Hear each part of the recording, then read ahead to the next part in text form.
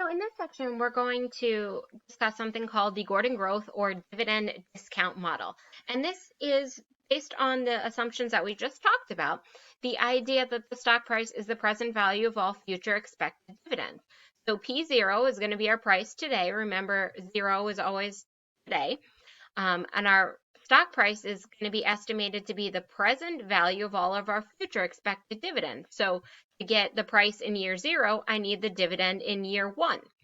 So this shows that the dividend in year 1 is equal to the dividend in year 0 times 1 plus the growth rate. I'm then going to be discounting them back at a cost of equity or required rate of return on my investment, which I can get from CAPM, minus that growth rate of my dividends. And you can see that I can rewrite this equation like this, where instead of calling the required rate of return on equity KE, you'll also see it referred to as RS, or return on our stock. But dividends are always with P, price is always with P, and growth rate is always with G. So this is just one of those things that happens when you use multiple textbooks. I wanted to make sure that I presented the equation to you in both ways. And just to be really clear, I'm usually going to write dividend as DIV, so that it's really obvious that I'm talking about a dividend and nothing else. So let's see an example of this. What is the value of a stock that currently pays, or that expects to pay a dividend of $3 next year, and then increase their dividend at a growth rate of 8% per year indefinitely? Assume a required rate of return. So expects to pay a dividend next year tells me that it's going to give me DIV1. Increase the dividend at 8% means it's going to give me G, and R is my required rate of return of 12%. So I plug in and I come up with $75. Now note, this is exactly the same $75 because this is the same example that you just did when we were talking about the stock price as the present value of future expected dividends, and then truncated with an additional price added on. So this formula can be rearranged to reveal that our required rate of return on our stock is a function of our dividend yield plus our growth rate. Now, we've already seen that the required rate of return could be broken down into a dividend yield plus a capital gains yield. So this growth rate can also be thought of as growth in the value of our stock. Now, what exactly makes up the growth in the value of the stock? Well, let's do an example using that formula.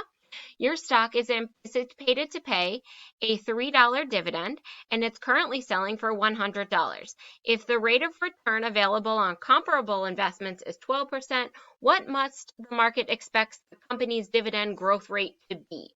So in this case, we're trying to solve for G, because it says, what must the market expect the company's dividend growth rate to be? We know DIV1 is 3, because it says anticipated dividend. That tells me it's a future dividend. We know P0 is 100 because it says my stock price is currently selling for. And the rate of return available on comparable investments, that's my risk-based return, so that's going to be my R. So I can plug into my equation and solve for G. And I come up with 9%. So what exactly is this G? What determines G? Well, G is going to be a function of our investment decision. So a company has earnings, and it needs to make a decision about what to do with those earnings. Does it pay them out in the form of dividends, or does it reinvest in the company to allow it to grow? Now, shareholders like dividends, right? You like receiving money. But you also, when you're buying this stock, you're holding it for a long time period, or you want to hold it for a long time period, so you're concerned about it growing over time. So you need to balance the decision, how much should I reinvest in the firm to allow it to grow versus how much should I pay out in dividends?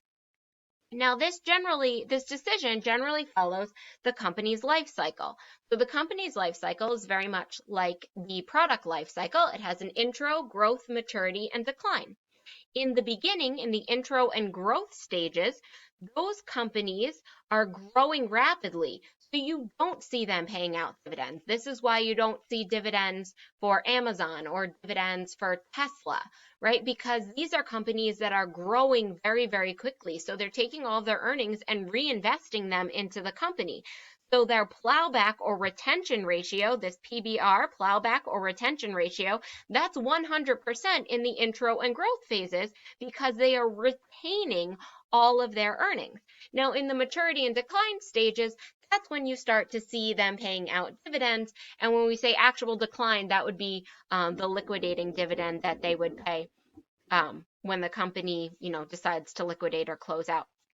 So how do we calculate this G? Well, we know it's a function of this decision. How much do I pay out in dividends versus how much do I reinvest?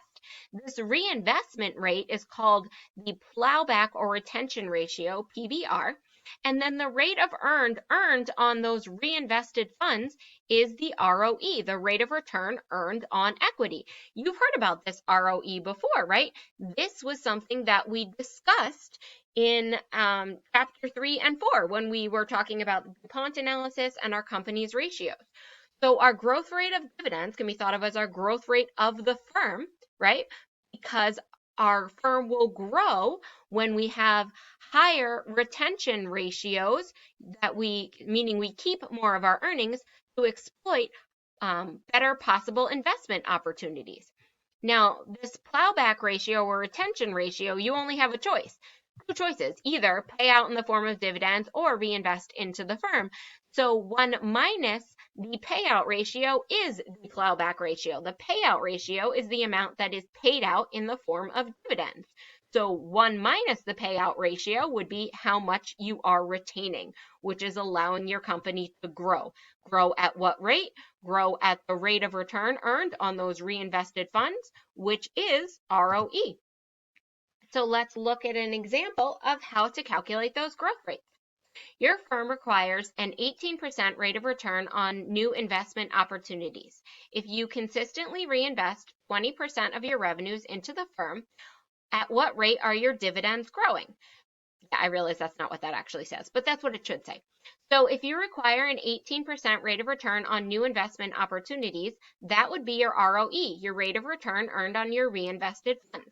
And if you consistently reinvest 20% of revenues or 20% of your earnings, then that would be your PBR or retention ratio. Okay, so we plug in, and this would say that your dividends would grow at a rate of 3.6%. So remember, in the beginning, the company might not pay out dividends because its retention ratio would be higher. However, as the company moves on, it will begin to pay out dividends.